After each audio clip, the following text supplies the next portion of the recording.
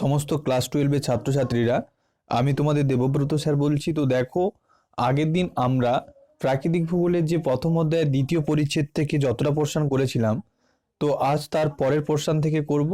তো সমস্ত ছাত্রছাত্রীকে বলবো, দেখো তোমরা যদি আগের ভিডিওগুলো না দেখে থাকো তাহলে ক্লাসটা হয়তো বুঝতে পারবে না, কারণ প্রত্যেকটা চ্যাপ্টার ওয়াইজ করানো হচ্ছে। আর তোমরা স্ক্রিনে যে ত্রিপুল বার দেখতে পাচ্ছ, ওখানে দেখো প্রত্যেকটা ক্লাসের লিঙ্ক দেওয়া থাকবে বা প্লে লিস্টের লিঙ্ক দেওয়া থাকবে। তো তোমরা ওখান থেকে একদম প্লে লিস্টে গিয়ে প্রত্যেকটা ভিডিও পাই টু পাই দেখতে পারো। তাহলে তোমাদের একটা বই সঙ্গে একটা খাতা পেন নিয়ে নিলে আমার মনে হয় তোমাদের টিউশন নেওয়ার কোনো দরকার নেই। বুঝতে পারলে? তো দেখো, এখান থেকে মূলত আমরা যে কোশ্চেনটা আজকে করবো, কারণ আগের দিন আমরা যেটা করেছিলাম সেটা হচ্ছে কি ভৌমজলের উৎস বা উৎপত্তি, ঠিক আছে?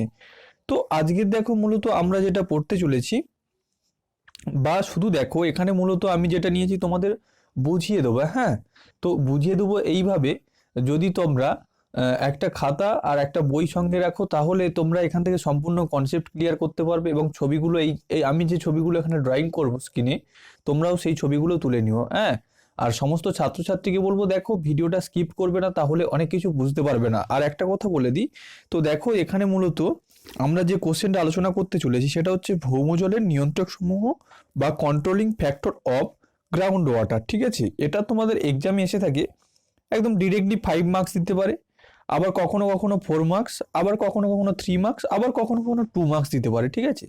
তো এই কোশ্চেনটা তোমাদের একটা ইম্পর্টেন্ট কোশ্চেন, তো বানিয়ে দিলাম।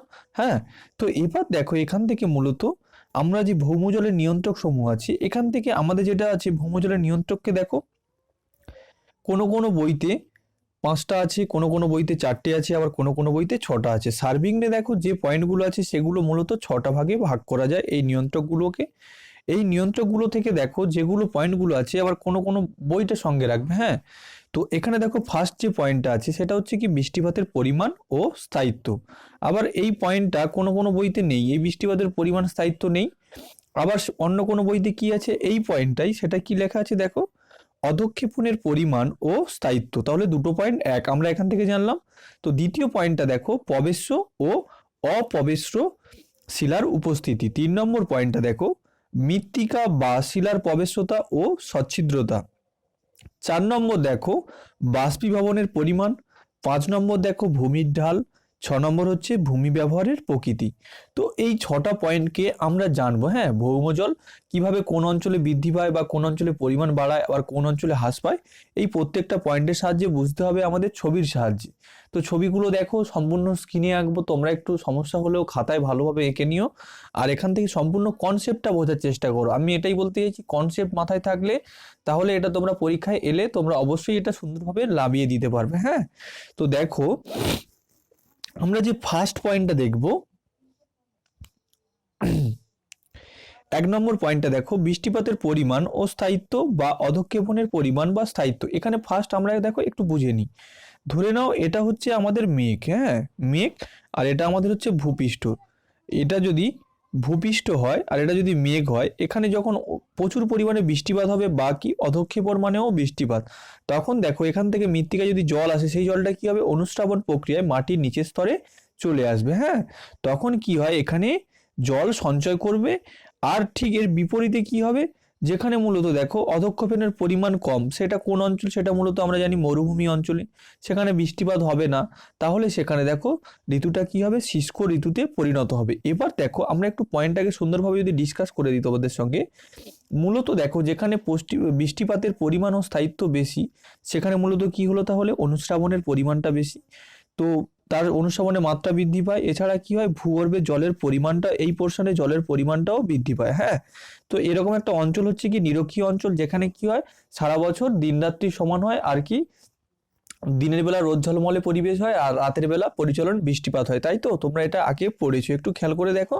ঠিক এবার দেখো আবার কি হচ্ছে, সাধারণত দেখো শুষ্ক ঋতুতে মূলত যেগুলোতে কি ভৌমজলের পরিমাণ কম সেগুলো কি শুষ্ক ঋতু, যেখানে বৃষ্টিপাতের পরিমাণ কম হয়, যেখানে কি অধক্ষেপণের পরিমাণ হয়, যেমন এই ঋতুটা এখানে কি হয় বৃষ্টিপাতের পরিমাণ কম হয়, এখানে মূলত কি হয় ভৌমজলের পরিমাণ হ্রাস পায়। তো এরকম একটা অঞ্চলের উদাহরণ যদি বলা যায়, ক্রান্তীয় অঞ্চলের পশ্চিমাংশে মরুভূমি, যেমন হতে পারে থর মরুভূমি, গোবি মরুভূমি, সাহারা মরুভূমি, এগুলো হচ্ছে কি শুষ্ক অঞ্চল বা অনুশ্রাবণের মাত্রা কম হয়। তো এটা আমাদের ফার্স্ট পয়েন্ট। তো এবার দেখো দ্বিতীয় যে পয়েন্টটা আছে, দ্বিতীয় যে 2 নম্বর পয়েন্ট আছে দেখো, সেটা হচ্ছে প্রবেশ্য ও অপ্রবেশ্য শিলার উপস্থিতি। হ্যাঁ, তো এই যে দেখো প্রবেশ্য ও অপ্রবেশ্য শিলার উপস্থিতি, এখান থেকে পয়েন্টটাতে মূলত দেখো আমরা ভৌমজলে যখন চ্যাপ্টারটা পড়ছিলাম তখন আমরা জেনেছি যে ধরো এটা যদি আমাদের ধরো এটা আমরা ধরে নিলাম কি ভূপৃষ্ঠের একটা কি শিলা অঞ্চল, এখানে যদি ভৌমজল থাকে, যে শিলার মধ্যে দিয়ে আমরা এটা পড়েছি, একটু মনে করে দেখো, আগের দিন তোমাদের ক্লাসে বুঝিয়েছিলাম। হ্যাঁ, তো দেখো যে শিলার মধ্যে দিয়ে কি জল খুব সহজেই এখানে কি প্রবেশ করতে পারে, তাকে আমরা কি বলছি, সেটাকে প্রবেশ্য শিলা। ঠিক আছে, সেটাকে কি বলবো তাহলে, প্রবেশ্য শিলা। আর দেখো অন্যদিকে যে শিলার মধ্যে দিয়ে কি জল প্রবেশ করতে পারে না, তাকে আমরা যদি এই শিলাটার মধ্যে দিয়ে যদি জল না প্রবেশ করতে পারে, এখানে নুড়ি বালি পাথর থাকছে, তখন সেটাকে আমরা কি বলবো, অপ্রবেশ্য শিলা। তো এবার দেখো এখানে যদি বলা যায়, যেমন হচ্ছে দেখো প্রবেশ্য শিলার উদাহরণ হিসেবে আমরা ধরে নিতে পারি চুনাপাথর, বেলে পাথর। এইসব শিলার মধ্যে কি হয় না, জল ঢুকতে পারে বা জল প্রবেশ করতে পারে। ঠিক একইভাবে অপ্রবেশ্য শিলার উদাহরণ হচ্ছে কি সেল আর স্লেট প্রভৃতি। এবার কোনো স্থানে দেখো প্রবেশ্য শিলার নিচে আবার কি থাকে, অপ্রবেশ্য শিলা অবস্থান করলে সেক্ষেত্রে কি, যদি এখানে দেখো এটা যদি আমরা ধরে নিই এরকম অবস্থান হলে, এইখানে যদি যেমন স্তর করে ধরে নিই, এটা হচ্ছে প্রবেশ্য শিলাস্তর, এখানে কি জল অনেকটা পরিমাণ বেশি থাকছে। আবার এই পোর্শনটা দেখো, এটা হচ্ছে অপ্রবেশ্য শিলাস্তর। ঠিক আছে, তাহলে জল যদি এখানে সঞ্চিত থাকে, এখানে কি অনুশ্রাবণের মাধ্যমে এই প্রবেশ্য শিলাস্তরে প্রবেশ করছে, তার নিচে দেখো যদি অপ্রবেশ্য শিলাস্তর থাকে, তাহলে কি জলের নিম্নগতিটা কি হয়, বাধাপ্রাপ্ত হয়। এক্ষেত্রে ওই প্রবেশ্য শিলায় সঞ্চিত জলকে আমরা কি বলে থাকি, এইখানে জলটাকে আগের দিন আমরা পড়েছি, তো এটাকে আমরা কি বলবো, ভৌম জল। হ্যাঁ, তো এবার দেখো 3 নম্বর পয়েন্টটা আমরা একটু দেখে নেব।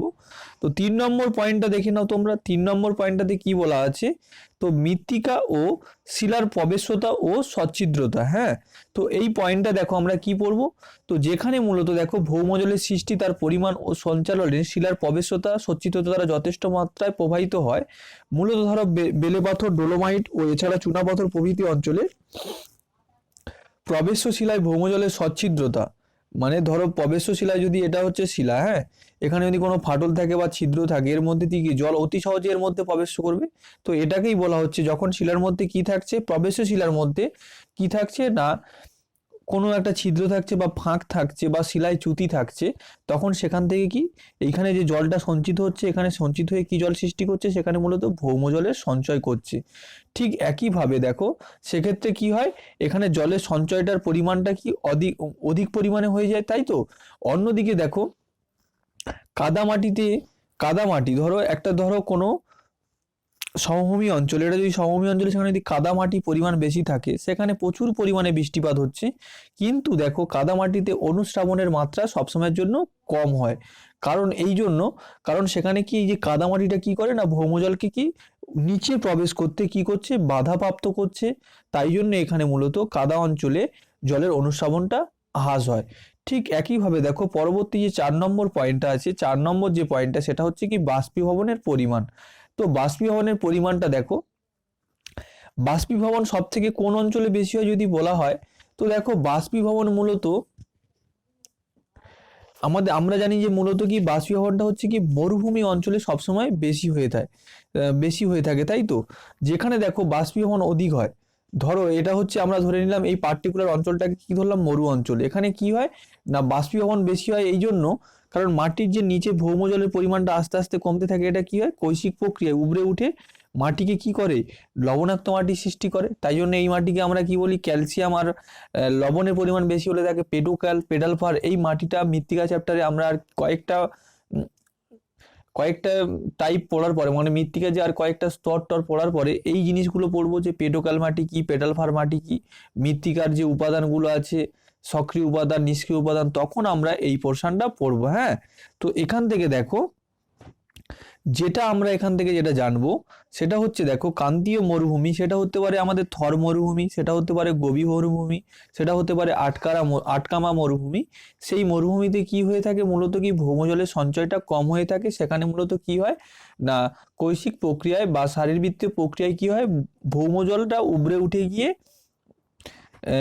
বাষ্পীভবনটা বেশি হয়, তাই এখানে ভৌমজলের সঞ্চয়টা কম হয়ে থাকে। ঠিক দেখো পরের যে পয়েন্টটা আছে সেটা হচ্ছে ভূমির ঢাল। এটাও একটা খুবই ইম্পর্টেন্ট একটা মৃত্তিকার নিয়ন্ত্রক। ধরো এরকম যদি ভূমির ঢাল বেশি হয়, ভূমির ঢালটা যদি খাড়া হয়, যদি জল এখানে এরকম মেঘের মাধ্যমে যদি পড়ে, তো এখান থেকে দেখো জলটা এখানে কিন্তু সঞ্চিত হবে না। একটু খেয়াল করো জলটা কি হবে, আস্তে আস্তে এরকম কি প্রবাহের মধ্য দিয়ে বা ঢাল অনুসরণ করে তাড়াতাড়ি কি নিচের দিকে প্রবাহিত হবে। ঠিক তাহলে কি আমরা এখান থেকে কি বুঝলাম, যে অধিক ঢাল, যখন ঢালটা খাড়া হচ্ছে বা উঁচু হচ্ছে তখন কি জল সঞ্চয় কি হ্রাস পাচ্ছে। আবার ঠিক ধরো এটা যদি আমরা সমভূমি অঞ্চল ধরি, যখন এই খাড়া অঞ্চল থেকে জলটা বা ঢালু অঞ্চল থেকে জলটা এই অঞ্চলে এরকম সমতল অঞ্চল দিয়ে প্রবাহিত হয়, তখন এই অঞ্চলে জলের গতিবেগ কম থাকা, এখানে দেখো অনুশ্রাবণের মধ্যে কি হবে, জল মাটির নিচের স্তরে প্রবেশ করবে আর এখানে জল সঞ্চয় বৃদ্ধি পাবে। তো এইটা আমরা যদি উদাহরণ ধরে নিই, মূলত ধরো এই যে খাড়া বা পার্বত্য অঞ্চলে যদি ধরে নিই কোনো পর্বত বা মালভূমি, যেমন আমরা হিমালয় পর্বত ধরতে পারি বা মালভূমি ধরতে পারি বা দাক্ষিণাত্য মালভূমি ধরতে পারি, তাহলে সেখানে কি হবে, সেখানে হচ্ছে জলের অনুশ্রাবণের পরিমাণটা কম হবে। ঠিক একইভাবে যদি এই পোর্শনটা আমরা ধরতে পারি, এখানে যদি ধরে নিই গঙ্গা নদীর অববাহিকা, তাহলে সেখানে মূলত দেখো গঙ্গা নদী দেখো নিম্ন প্রবাহে কি করছে না, জল সঞ্চয় করছে। তো এবার দেখো একদম লাস্ট পয়েন্ট, তো একদম দেখো লাস্ট পয়েন্ট যেটা আছে সেটা হচ্ছে আমাদের দেখো 6 নম্বর ভূমি ব্যবহারের প্রকৃতি। হ্যাঁ, তো এই ভূমি ব্যবহারের প্রকৃতিটা দেখো, এটা মূলত দেখো গ্রাম অঞ্চলে আমরা যারা গ্রামে বসবাস করি, একটু তোমরা যদি এই কথাগুলো শোনো তাহলে অবশ্যই বুঝতে পারবে। মূলত ধরো গ্রামাঞ্চলে যারা পশুচারণ বা কৃষিকাজ করে, তার ফলে কি মাটির কোনা সেখানে কি হয়, আলগা হয়ে যায়। তার ফলে কি হয়, তো যেখানে দেখবে গরু, এমনি গ্রামের দিকে যেখানে গরু বেঁধে দেয় মাঠে, সেখানে গরুটা বারবার হাঁটার ফলে সেখানে কি মাটিটা একটু আলগা বা একটু এ টাইপের হয়ে যায়। তখন মাটির এই স্তরগুলো আলগা হয়ে যাওয়ার ফলে তখন কি হয় বলতো, সেখানে না সেখানে মূলত অধিক মাত্রায় ভূ অভ্যন্তরে কি জল প্রবেশ করে। আর অন্যদিকে দেখো আমরা যদি শহরের দিকে একটু চলে যাই, ধরো কলকাতা চলে যাই বা তোমার যে জেলার যে সদর শহর আছে, তো সেখানে যদি আমরা যেতে পারি, সেখানে মূলত দেখো পাকা রাস্তার পরিমাণ বেশি এবং সেখানে ঘরবাড়ি থাকার জন্য মাটির পরিমাণ বা আচ্ছাদনের ভূমিকাটা থাকে না। সবসময় কি যে মাটির আচ্ছাদন সেটাকে কি সবসময় কংক্রিট বা পাথর দিয়ে সবসময় তাকে ভরাট করার জন্য সেখানে মূলত কি জলের অনুপ্রবেশ বাধাপ্রাপ্ত হয়, তাই জন্য সেখানে কি হয়, ভৌমজলের পরিমাণটা হ্রাস হয়। তো দেখো এই যে 6টা পয়েন্ট, এটা হচ্ছে ভৌমজলের নিয়ন্ত্রক সমূহ, এটাই তোমাদের সঙ্গে আলোচনা করলাম। আর একটা কথা বলবো, দেখো তোমরা যদি কোনো পার্টিকুলার টপিক যদি বুঝতে না পারো তাহলে বলবো অবশ্যই কমেন্ট করো, তার সঙ্গে সঙ্গে বলবো সমস্ত ছাত্রছাত্রীকে। তো দেখো যদি তোমাদের ভিডিওগুলো পছন্দ হবে তাহলে লাইক কমেন্ট বন্ধুদের শেয়ার করো। আর অবশ্যই বলবো এরকম টাইপের ভিডিও পাওয়ার জন্য চ্যানেলটা সাবস্ক্রাইব করে রাখো।